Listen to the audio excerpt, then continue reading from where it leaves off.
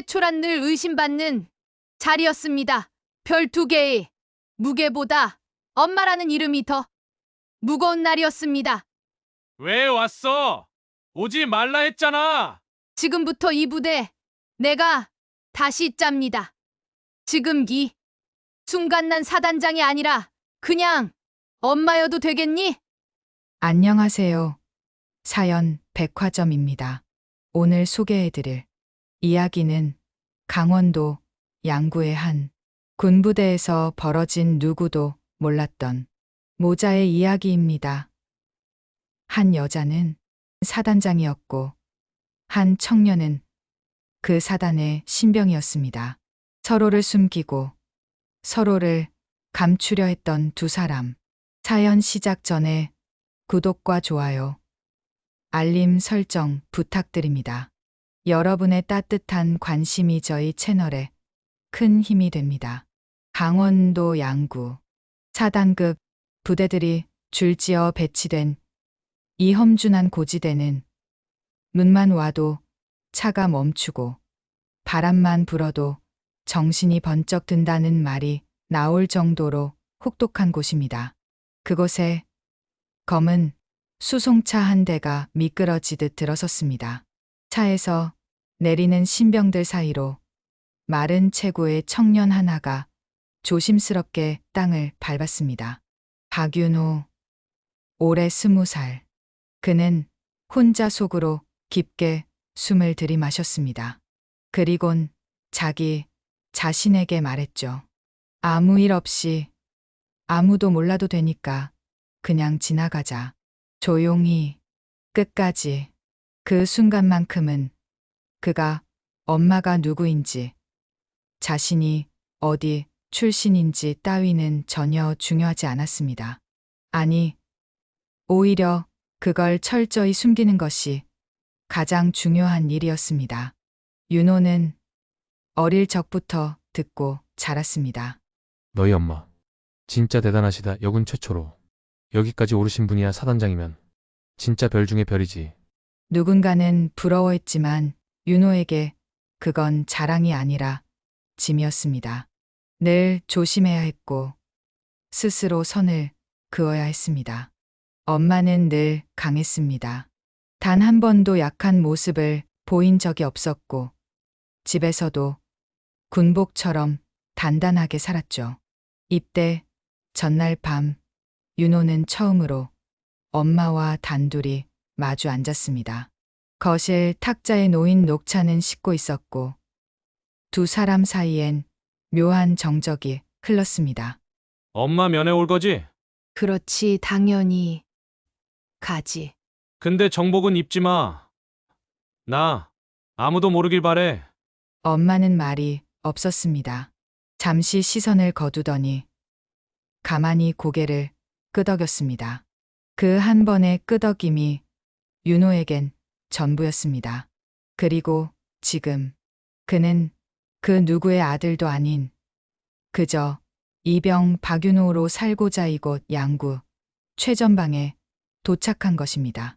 병사들에게 줄지어 고함을 치는 고참들의 목소리, 진눈깨비처럼 날리는 먼지, 머리에 눌러쓴 군무 아래 땀이 송골송골 맺힌 이마. 그 모든 것이 낯설고 두려웠지만 윤호는 이를 악물었습니다.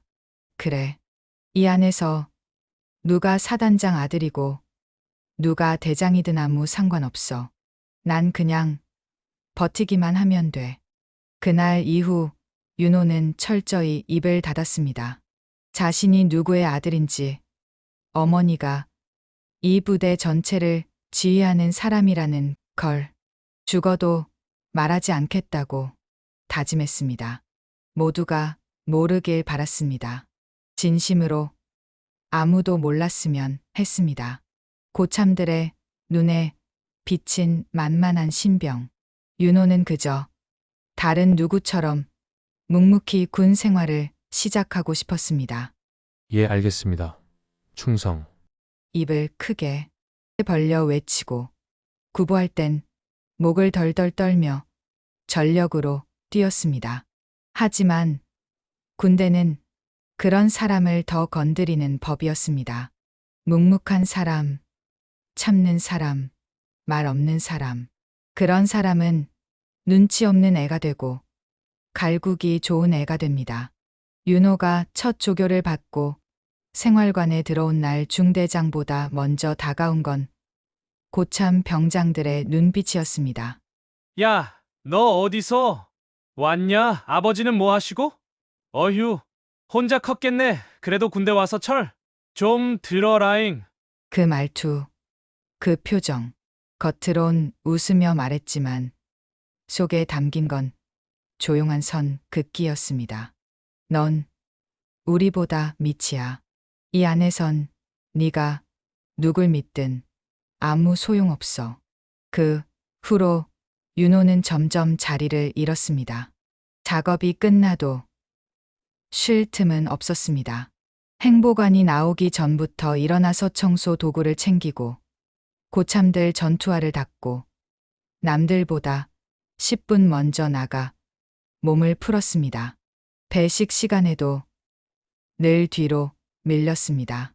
밥보다도 눈치가 먼저였고 한 숟가락 삼키기도 전에 야, 윤호야, 물 좀. 소리가 들려왔습니다. 윤호는 알았습니다. 자신이 특별하지 않다는 사실을.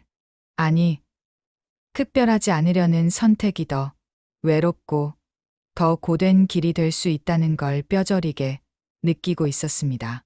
그래도 참아야지. 사단장 아들이라는 말 단 한 번만 꺼내면 이 모든 게 무너져. 그땐 사람 대접이 아니라 특혜받는 취급만 받게 될 거야. 그래서 참았습니다.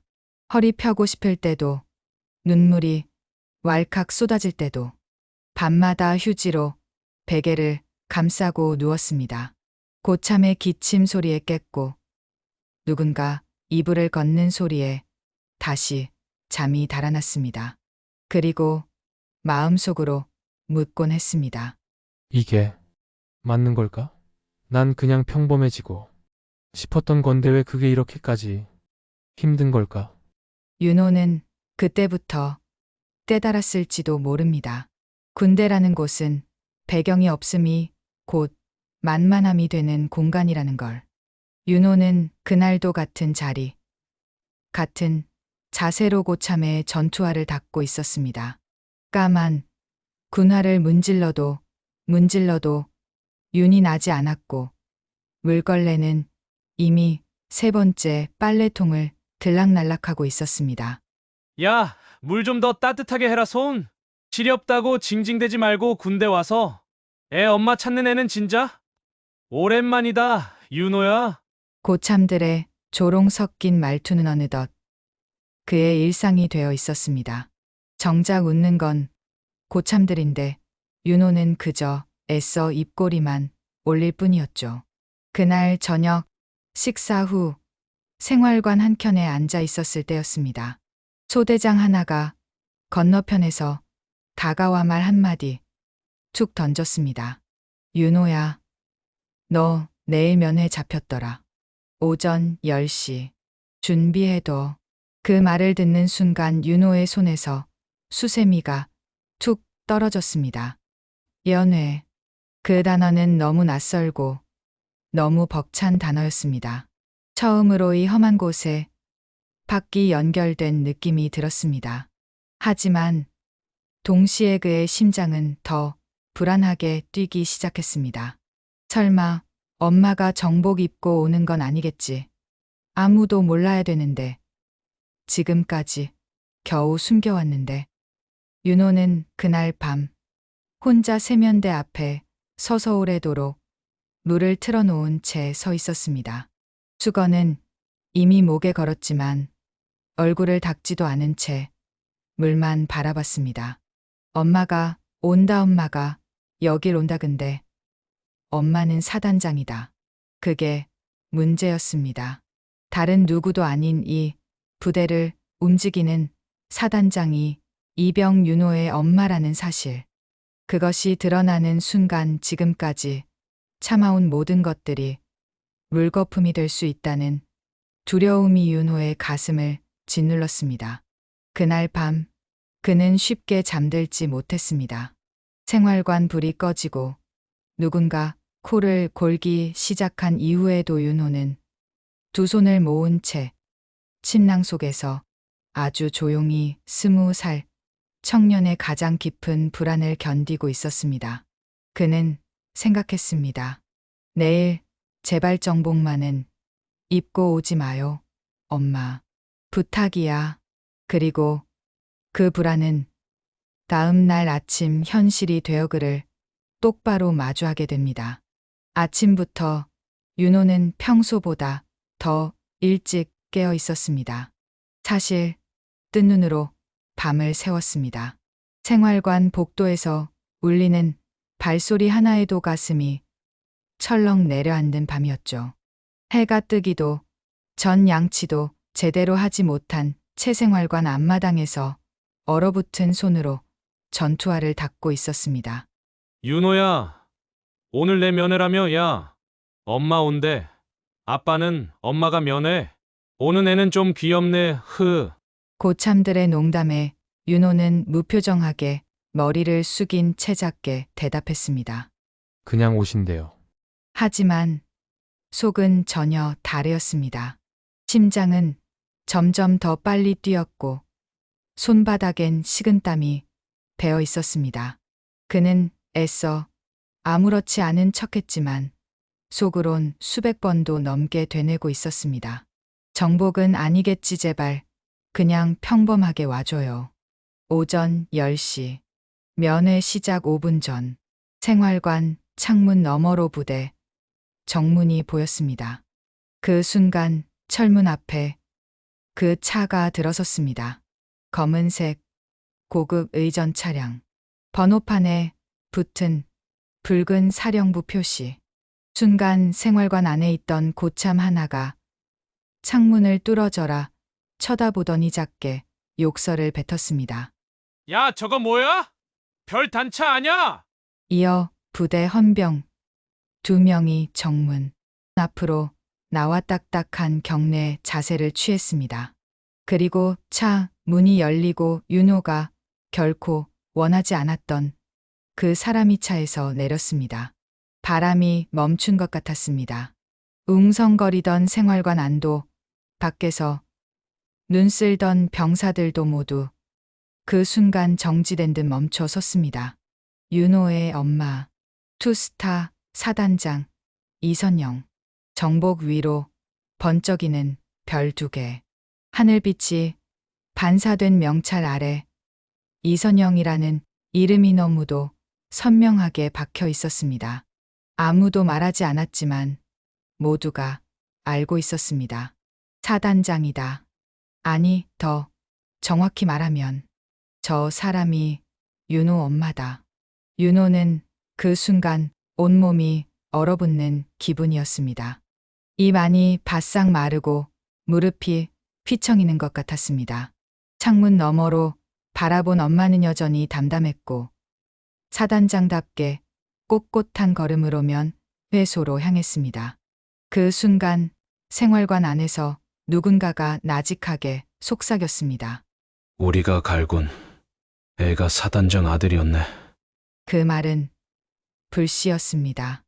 누군가는 머리를 감싸쥐었고 누군가는 구석으로 비켜섰고 한 고참은 물끄러미 신발을 벗고 묻은 전투화를 조용히 닦기 시작했습니다. 윤호는 숨을 쉬지 못했습니다. 단 한 번도 원하지 않았던 그 현실이 지금 눈앞에서 벌어지고 있었습니다. 그리고 그 순간 한 가지를 직감했습니다. 이제 이 부대는 이전 같을 수 없을 거라는 걸. 면회소 문이 열리고 별 2개가 박힌 정복을 입은 이선영 사단장이 차분한 걸음으로 안으로 들어섰습니다. 그 앞에 어깨를 잔뜩 움츠린 채 서 있던 이병 박윤호. 수백 번도 넘게 상상했던 장면이지만 막상 마주한 그 순간 윤호는 제대로 고개를 들 수 없었습니다. 윤호는 입술을 앙다물었습니다. 숨을 들이쉬며 고개를 반쯤 들었지만 엄마의 눈을 끝내 마주치지 못했습니다. 왜? 왔어. 오지 말랬잖아. 윤호의 목소리는 바람결처럼 가늘었습니다. 마치 자신에게조차 들키기 싫은 마음을 애써 웅얼거리는 아이 같았습니다. 이선영은 말이 없었습니다. 그저 아들의 얼굴을 천천히 훑어볼 뿐이었습니다. 깊게 꺼진 눈 밑 허옇게 트고 갈라진 입술 삐져나온 턱 끝의 멍 자국. 그녀는 군인입니다. 사단을 책임지고 수백 명의 생사를 관리하는 사람. 하지만 지금 이 순간만큼은 군복 아래 감춰진 엄마라는 마음이 어디까지 버틸 수 있을지 그 자신도 자신이 없었습니다. 그러다 마침내 단 한 마디를 꺼냅니다. 이게 네가 말하던 괜찮다는 모습이냐? 윤호는 그 말에 더 이상 아무 말도 할 수 없었습니다. 눈을 질끈 감았고 손은 허벅지를 꼭 쥐고 있었습니다. 잠깐의 정적. 그러나 그 몇 초가 윤호에겐 몇 시간을 견디는 것보다 더 길고 고통스러웠습니다. 그 사이 면회소 바깥 창문으로는 몇몇 병사들이 흘끔흘끔 들여다보고 있었습니다. 누군가는 아예 창가에 기대 서 있었고 누군가는 두 대장에게 고고를 하러 황급히 뛰어가는 모습도 보였습니다. 그때였습니다. 이선영이 조용히 돌아서며 면회소 문 앞에서 한마디 남깁니다. 이 부대 다시 봐야겠다. 그리고 그녀는 단호하게 걸음을 옮깁니다. 뒤돌아보지 않았고 윤호는 그 자리에 서서 움켜쥔 손끝을 풀지 못한 채 그저 멈춰 서 있었습니다. 면회가 끝나고 이선영 사단장이 면회소를 나서자 부대 전체가 술렁이기 시작했습니다. 사단장 차량이 정문에 멈춰선 걸 확인한 작전병 하나가 노전기를 잡자마자 중대장실 문이 벌컥 열렸고 사단장님 방문! 지금! 바로 다음 순간 부대장은 셔츠도 제대로 못 여민 채 복도로 튀어나왔습니다. 전체 비상 지휘부! 전원 면회소 앞으로 집합! 대대장, 중대장, 심지어 행보관까지 방금 전까지 점심 먹던 젓가락을 내려놓고 허겁지겁 밖으로 튀어나왔습니다. 부대 전체에 충성! 구령이 비명처럼 울려 퍼졌고 구보하듯 달려온 간부들은 면회소 앞에 일렬로 교열의 정자세로 경례를 붙였습니다. 충성! 재영영 사단장님 방문을 환영합니다. 이선영은 아무 말 없이 그들을 한번 훑어봤습니다. 딱히 화를 내지도 않았고 불만을 표하지도 않았습니다. 하지만 그 정적 속에 담긴 의미는 모두가 알 수 있었습니다. 당신들이 내 아들한테 무슨 짓을 했는지 나는 알고 있다. 생활관 복도 안 조금 전까지 윤호를 잡던 고참들도 웅성대는 소리를 들었습니다. 야, 진짜 사단장 맞냐? 그럼 윤호가 그 헐엑스 됐다. CX? 방금까지 윤호에게 걸레질 시키고 구두솔 던졌던 병장은 말없이 구석에 앉아 자기 전투화를 혼자 닦기 시작했습니다. 물도 없이 마른 수건으로. 다른 선임 하나는 말없이 재단 밑으로 내려가 손을 씻기 시작했는데 손이 떨려 비누조차 제대로 쥐지 못했습니다. 야, 우리 진짜 사단장 아들한테 그랬던 거냐? 누군가는 땅만 내려다봤고 누군가는 이미 속옷까지 젖을 만큼 식은 땀을 흘리고 있었습니다. 그 가운데 윤호는 말없이 창밖을 보고 있었습니다. 수백 번도 넘게 상상했던 장면. 정복만은 입지 말아달라고 그토록 부탁했건만 정작 지금 윤호의 눈에 선명하게 보인 건 전 부대를 장악한 엄마의 발걸음과 그것 앞에서 작아지는 모두의 모습이었습니다. 그리고 그는 조용히 생각했습니다.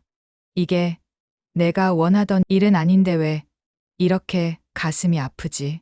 면회가 끝난 뒤 부대장과 중대장, 간부들이 모두 정렬한 상태로 이선영 사단장을 모시고 안내하듯 걸어가고 있었습니다. 윤호는 그 뒤를 한 걸음 떨어져 작게 따라가고 있었습니다. 군복깃이 바람에 날렸고 사단장의 걸음은 당당했지만 윤호의 발끝은 점점 무거워졌습니다. 그리고 마침내 모든 시선을 피해 생활관 뒤편의 좁은 골목으로 둘만의 공간이 생긴 순간 윤호는 그 자리에 멈춰 섰습니다. 두 주먹을 꽉 쥐고 등 뒤에서 조용히 말했습니다. 왜 왔어? 이선영은 멈춰 섰습니다. 아들은 등을 돌린 채 조금씩 떨리는 어깨로 말했습니다. 오지 말랬잖아. 제발 이런 식으로는 오지 말라고. 했잖아. 왜 하필 오늘 옷 입고 온 거야? 그 말은 단순한 불만이 아니라 절규에 가까운 속마음이었습니다. 그동안 숨죽여 견뎌온 시간들, 누구에게도 말하지 못한 모멸감과 억울함, 참았던 울음이 그 짧은 문장 안에 다 담겨 있었습니다. 하지만 이선영은 그 아들의 등을 보며 아무 말도 하지 않았습니다. 사단장이 아닌 그저 윤호의 엄마로서 그저 그 작은 등을 조용히 바라봤습니다. 윤호는 한참을 서 있었습니다. 말끝마다 떨림이 묻어나고 가슴에서는 억눌린 호흡이 거칠게 올라왔습니다. 그리고 덧붙였습니다. 이제 나 다 끝났어. 다 알아버렸어. 내가 어떻게 살아왔는지. 여기서 나 이제 사람 취급도 못 받아. 그냥 나 좀 내버려뒀으면 좋겠어. 그 말에 이선영은 눈을 감았습니다. 속으로는 수천 마디를 하고 싶었지만 그 어떤 말도 지금 아들에게는 위로가 되지 않을 걸 알았습니다. 그래서 말 대신 그녀는 조용히 윤호의 앞으로 다가와 손끝으로 그의 어깨를 한번 가볍게 두드렸습니다. 그 손길은 처음으로 사단장이 아닌 엄마의 손이었습니다. 그리고 이선영은 한 마디만 남겼습니다. 다시 네가 서야 할 자리에 서게 해줄게. 약속할게. 그 한마디에 윤호는 고개를 더 깊게 숙였습니다. 눈물이 한 방울 그 발끝에 뚝 떨어졌습니다. 다음 날 아침 이선영 사단장은 본부 회의실의 문을 아무 말 없이 열고 들어섰습니다. 대대장들, 작전장교, 인사참모, 의무관까지 모두 자리에 앉아 있었지만 그 누구도 먼저 입을 열지 못했습니다. 이선영의 눈빛은 평소보다 한층 더 정적이었습니다. 하지만 그 정적이 오히려 모든 사람의 숨통을 조여왔습니다. 그리고 그녀는 한 장의 보고서를 내밀었습니다. 보고서는 얇았지만 그 안엔 윤호가 겪은 병영 현실이날 것 그대로 담겨 있었습니다. 이건 내 아들 한 명의 문제가 아닙니다. 지금 당장 전 중대 병영 생활 실태 점검 들어갑니다. 지금까지 이선영은 단 한 번도 자신의 권한을 사적으로 사용한 적이 없었습니다. 그래서 그 한마디는 누구보다 무겁게 들렸습니다. 그날 오후부터 사단 본부의 감사팀이 각 중대를 돌기 시작했습니다. 생활관 침상 및 샤워실, 창고, 탄약고 근처까지 쥐죽은 듯한 정적 속에서 하나하나 확인이 이루어졌습니다. 중대별 조리병 식단표는 원칙보다 1인당 칼로리가 300칼 이상 부족했고 햄버거, 패티 대신 김치 한 장으로 끼니를 때운 흔적도 보고서에 고스란히 올라갔습니다. 고참이 쓰는 개인 전기포트 신병이 닦는 전투와 야간 근무 대신 돈을 주고 도대한 병사들까지 감춰졌던 모든 게 드러났습니다. 정식 문서로 작성된 그 보고서는 사단장 책상 위에 올려졌고 그날 밤 이선영은 조용히 도장을 찍었습니다. 다음 날 아침 중대장 회의실 벽에는 다음과 같은 문구가 붙었습니다. 사단장의 아들만이 아니라 모든 병사가 아들일 수 있도록 군대는 사람을 부숴선 안 됩니다. 생활관의 변화가 일기 시작한 건 그 다음 날부터였습니다. 이병 윤호에게 욕을 하던 고참은 별다른 이유 없이 갑자기 전출이 났고 부식 창고엔 새로운 냉장고가 설치되었고 각 생활관마다 건의함이 걸렸습니다. 그 누구도 상상하지 못한 변화였습니다. 그리고 사람들은 조용히 이야기하기 시작했습니다. 사단장님이 움직이니까 진짜 다 바뀌긴 바뀌네. 그제야 누군가는 윤호의 이름을 처음으로 존중어로 부르기 시작했습니다. 2달이 흘렀습니다. 강원도 양구의 봄은 언제나 다른 지역보다 늦게 찾아오곤 했지만 이번 봄은 유난히 따뜻했습니다. 윤호는 이제 예전의 윤호가 아니었습니다. 생활관에 울려 퍼지는 호명이 더 이상 그를 겨냥하지 않았고 고참들과의 식사 자리에서도 말끝마다 따라붙던 비아냥이 사라졌습니다. 무엇보다 그의 얼굴엔 피부색이 돌기 시작했습니다. 눈가의 그늘은 옅어졌고 웃음은 서툴지만 진심이 담겼습니다. 그리고 어느 날 다시 면회가 잡혔습니다. 이번엔 윤호가 먼저 생활관장에게 말했습니다. 이번 면회 그냥 좀 기대돼요. 면회소 문이 열리자 정복이 아닌 민간 옷을 입은 단정한 중년 여성이 조용히 들어섰습니다. 바로 이선영. 오늘만큼은 사단장이 아니라 아들의 엄마로 온 것이었습니다. 윤호는 그 모습을 보고 순간 눈을 피하려다고 눈을 맞췄습니다. 어색한 정적, 짧은 웃음, 그리고 천천히 마주 앉는 두 사람. 이선영이 먼저 말했습니다. 살이 좀 올랐구나. 윤호는 멋쩍게 웃으며 대답했습니다. 밥이요. 이젠 진짜 잘 나와요. 김치도 좀 두툼해졌고요. 둘은 그렇게 조용히 몇 마디를 주고받았고 말보다 침묵이 더 많은 면회가 이어졌습니다. 하지만 그 침묵이 예전과는 달랐습니다. 어느 순간 이선영이 윤호의 손등에 살짝 손을 얹었습니다. 그건 사단장의 손이 아니었습니다. 총성과 훈련, 계급의 무게를 이겨낸 손이 아니라 단지 엄마의 손이었습니다. 윤호는 그 손길을 뿌리치지 않았습니다. 대신 살며시 손가락을 꼼지락이며 그 손을 조심스레 감싸주었습니다. 말하지 않아도 전해지는 마음. 그날의 면회는 짧았지만 그 무엇보다 길고 따뜻한 시간으로 윤호의 가슴에 남았습니다. 면회 시간이 끝나갈 무렵 이선영은 조용히 일어나 가방을 들었습니다. 윤호는 더 붙잡지 않았고 그녀도 더 머물지 않았습니다. 하지만 문을 나서기 직전 이선영은 천천히 돌아섰습니다. 윤호를 바라보는 눈빛엔 어느 때보다도 부드러운 온기가 담겨 있었습니다. 그리고 아주 작고 조용히 그러나 확실하게 말했습니다. 지금 이 순간 난 사단장이 아니라 그냥 엄마여도 되겠니? 윤호는 말없이 고개를 끄덕였습니다. 그 짧은 끄덕임 안에는 수많은 감정이 녹아 있었습니다.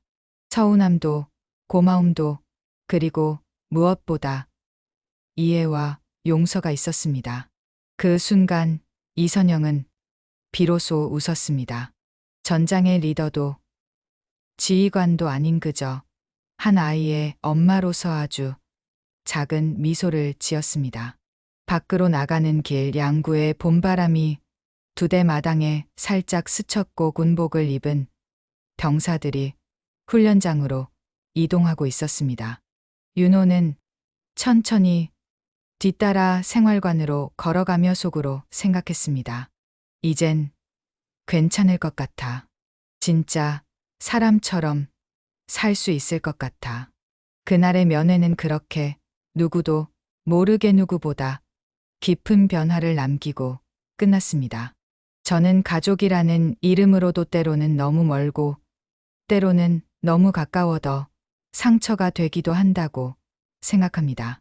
하지만 그 마음의 거리, 서로가 단 한 걸음만 다가서도 달라질 수 있다고 믿습니다. 여러분은 제 생각에 동의하시나요? 여러분의 소중한 의견을 댓글로 꼭 남겨주세요. 여러분의 이야기가 또 다른 사람에게 큰 위로가 될 수 있습니다. 오늘의 사연은 여기까지입니다.